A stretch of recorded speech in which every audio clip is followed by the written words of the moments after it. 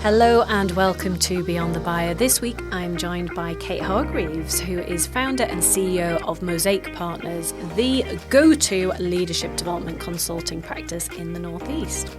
Mosaic Partners is entrusted by C-suite clients to create and implement business transformation strategies that generate sustainable business results by developing their people processes and systems. Kate is a highly regarded organisation development practitioner, executive coach, team coach and management consultant with over 2 decades of experience developing leaders, helping to shape positive cultures and building internal OD and coaching capability across a wide range of sectors and industries. She's a passionate advocate of transformational leadership development activity, having led, facilitated and engaged in countless peer learning sets over the years. I've invited Kate onto the show to share her thoughts and experiences of masterminding and how this approach can be massively beneficial in developing leadership and entrepreneurial capability in all sorts of contexts. So let's get stuck in. Kate Hargreaves, it's awesome to have you in the studio today. Hello and welcome, yes. It's exciting. Now, sometimes with my guests, I think it's quite interesting to talk about how we met. Oh. And I think with you, it just makes me laugh every time I think about it. In fact, I've included it, I think, in my new book. And I think it was in my last book as well, because it... Excellent. The shame continues. Wonderful. Tell us about that. So this links in nicely to the mastermind topic, doesn't it? Of course. So it wasn't too far from here, wasn't it, in Pink Lane, that I walked past you and did a double take and greeted you like the old friend that, of course, you were at that time, and said something like, hi, and it became abundantly clear after about 15 seconds, which felt like a lot longer, that you had no idea who I was. And then I realised, actually, we'd never met. So funny. It was so funny. Because I remember walking down the bank and you were, I think, maybe on the phone or something. Or you it was outside Pink Lane Coffee or something, outside Pink Lane Coffee. Yeah. And I remember you like waving, really enthusiastic at me, and me just thinking, I think I actually hugged you. Who is this woman? And I had this like internal dialogue going, right, do I pretend we've met, which is probably what I would do now, because I probably would have met someone and then I just forget. Or do I just admit it? Yeah. So yes, and then because I was so familiar with you from LinkedIn, social media, that I genuinely felt like we knew one another. Yeah, and then we said, well, we'll have a coffee. So that was quite nice. So yeah, we did. We had a coffee. And then I think from that coffee, I ended up doing one of your coaching programs, which was awesome. Everyone should check that out. And also you invited me to join a mastermind. I did. That's right. Yes. And that's what we're talking about today. Precisely. So it goes full circle. Yeah. But that does make me laugh every time I think about that. It is funny. But we're talking about masterminds today. So what is a mastermind for anyone that hasn't heard that term? So a mastermind group is just a fancy way of saying a group of people who get together who've got a similar set of, interests, skills or goals or objectives, who get together and create a really positive and mutually beneficial shared learning environment. So yeah, it's a fancy way of saying a learning set, really. And what would you say the benefits of a mastermind are?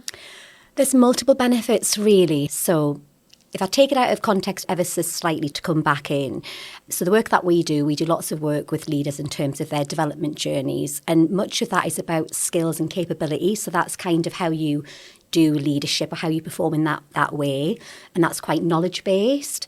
And the second part would be, that's really important to leadership development, is the more transformational and sustainable stuff, which is about how you show up, how you be as a leader. And for that, really, you need to be around like-minded people who role model the right behaviours, sharing ideas, challenges and successes, and developing new ways of thinking, perspectives and approaches to problems and challenges and even opportunities that necessarily you can't get from learning in the first way, if that makes sense. Yeah, it does. I mean, the thing that I've enjoyed about being on Masterminds is having that safe space to share ideas and share challenges a lot of the time and get that input from everyone else. Let's just go through some of the practical elements of a mastermind. So is there an ideal number that make up a group? Well, it depends. So the first thing that you need is a really clear purpose. Like, what is the purpose for you getting these people together? So in the context of our mastermind, if I cast mine back to that, I was really new to being an entrepreneur. I had no entrepreneurs in my network or family. And I knew I wanted to be around people who could help me on the next stage of my journey. So I specifically chose role models, people who had similar career trajectories, potentially, or areas of interest to me, because I knew I would get a lot from that. And I also had lots to contribute to a group like that. So that's key. The first thing is that you get the strong, clear purpose and the right people in the room. And from that's where the mutual benefits really, really come in. Something that I think is quite interesting around masterminding is working out, what each person brings to the table, to the group.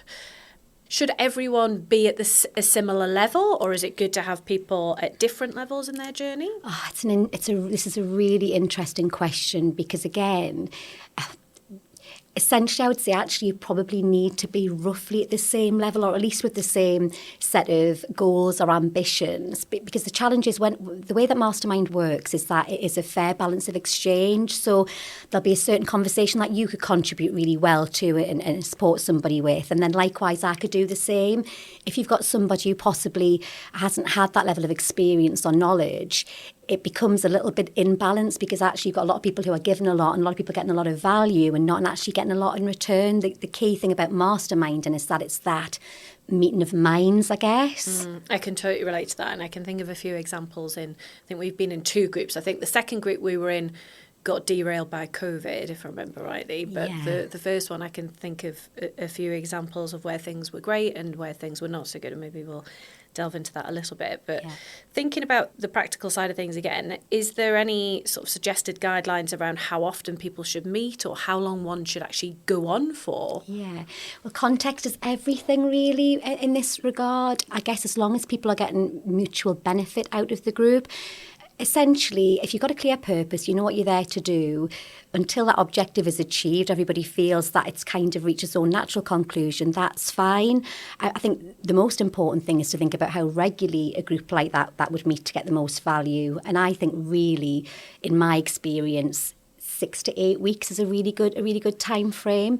But then you've also got the interesting angle that to have a meeting of minds and people who are really strong contributors, availability can be a challenge as well. So you the way that you structure the group has to mean that you get the right people in the room. They want to be in the room and get value out of being in the room. And they look forward to it, right? Exactly and then that. It's not a chore, it's something that they're really looking forward to doing because they know they're going to get something and they've got that opportunity to think about the business and not be kind of stuck in the weeds of it, I suppose. Yeah, and so you come along with something to give and there's something that you're going to get out of that exchange. And that's what I mean by balance of exchange. That has to be present. So rather than worrying too much about how often and how long, as long as you get the fundamentals right and the right people in that room, the rest kind of should take care of it itself, really. I used to quite like that we used to have lunch as part of ours. That was quite nice. Well, yes, that's what I was going to. And again, duration, it depends. If you're running one in a busy business, for example, where you're getting a certain level of talent together to share ideas,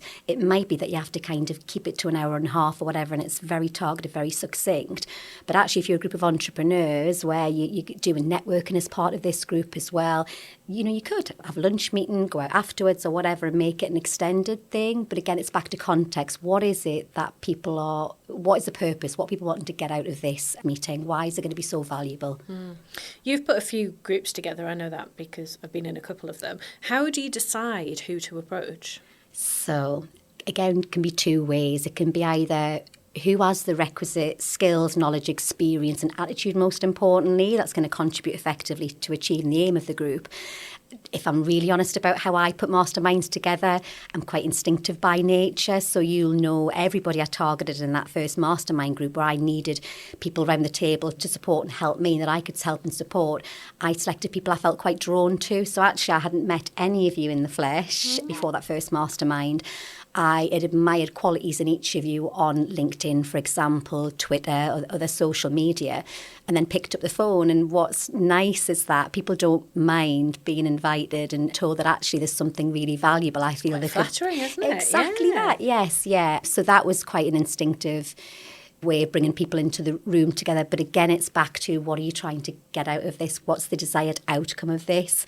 If it's in a business environment, for example, where you really want to make sure that the right, behaviours, the right culture are being cultivated, you might want to select those people very carefully. There might even be some kind of process for selecting those people, or as part of a broader leadership programme.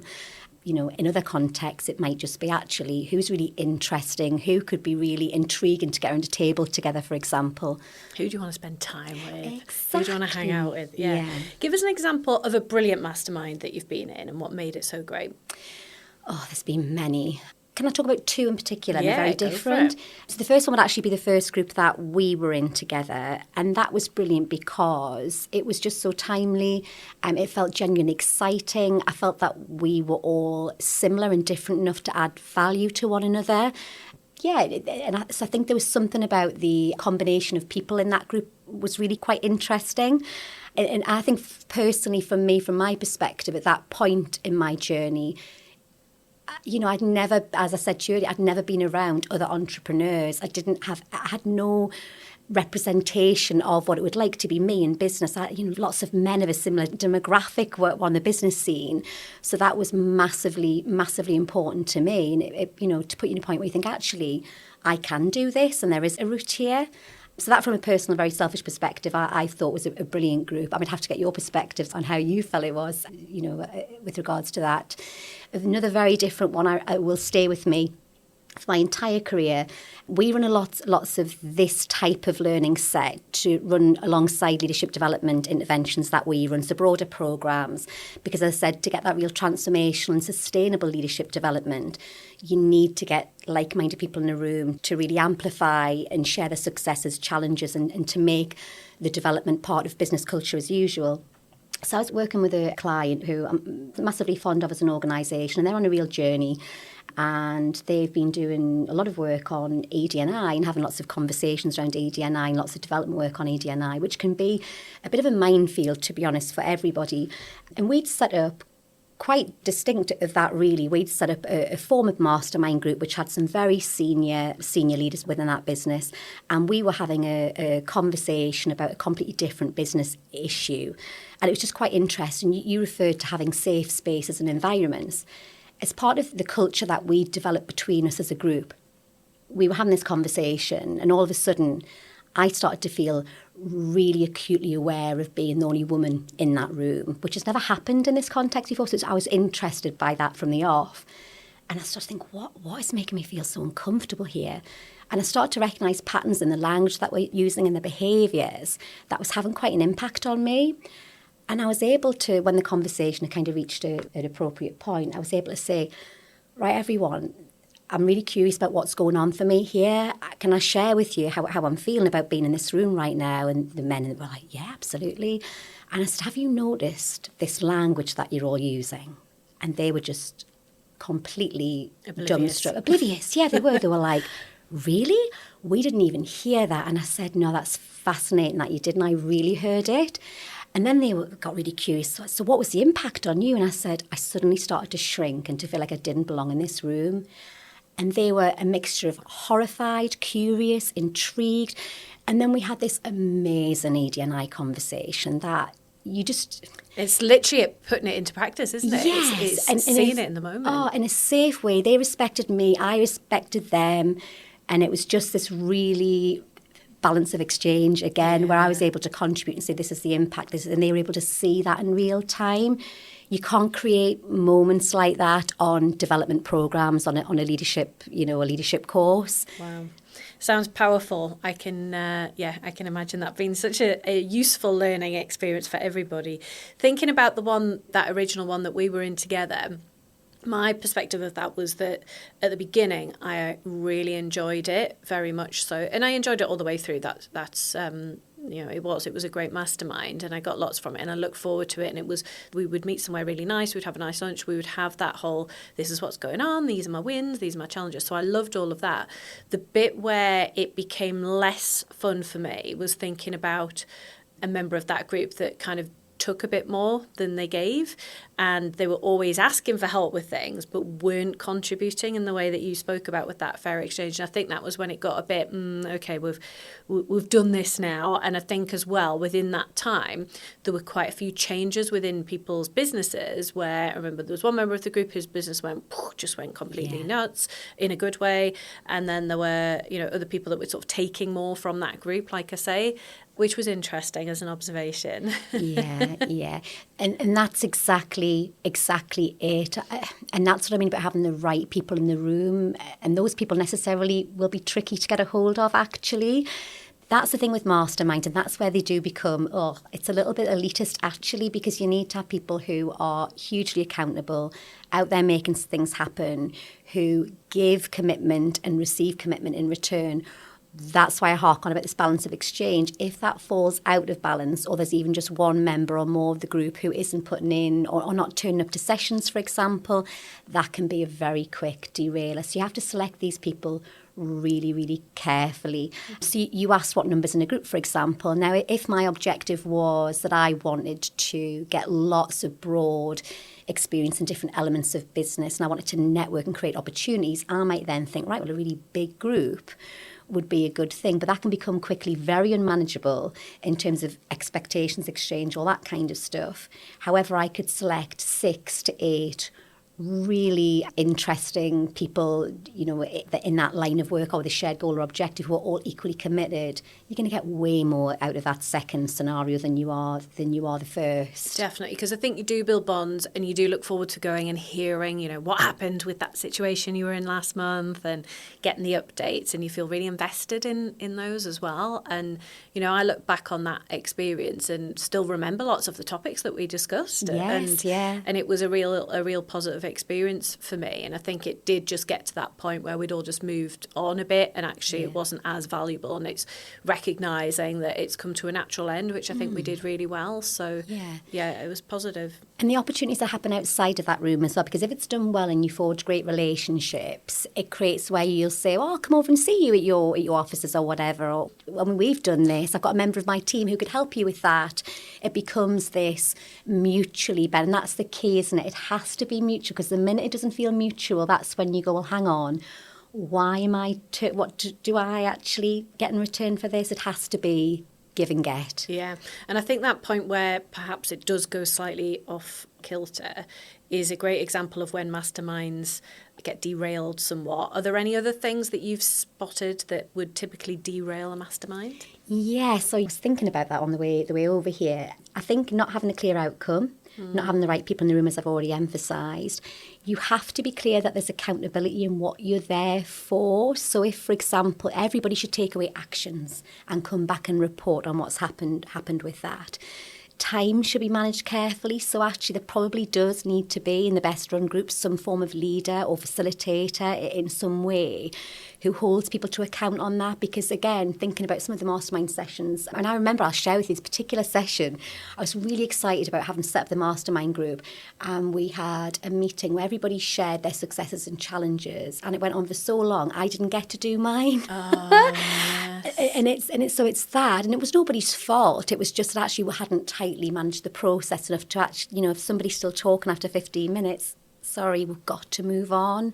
So it's about, like anything in life, you've got to have a clear framework and rules of engagement, really, to make sure you're getting the best out of things. And clear actions, like I say, and mutual accountability, I think, for sure. That's great advice. Finally, what would you recommend to someone that's thinking about joining a mastermind or even setting one up? Oh, just do it. Just do it. What's the worst, the very worst that can happen? You meet some interesting, cool people and make some new connections. Even just going through the process yourself of thinking, what is it that I'm trying to achieve? What are my ambitions? How might I help others and help myself to get there as a process is really quite powerful.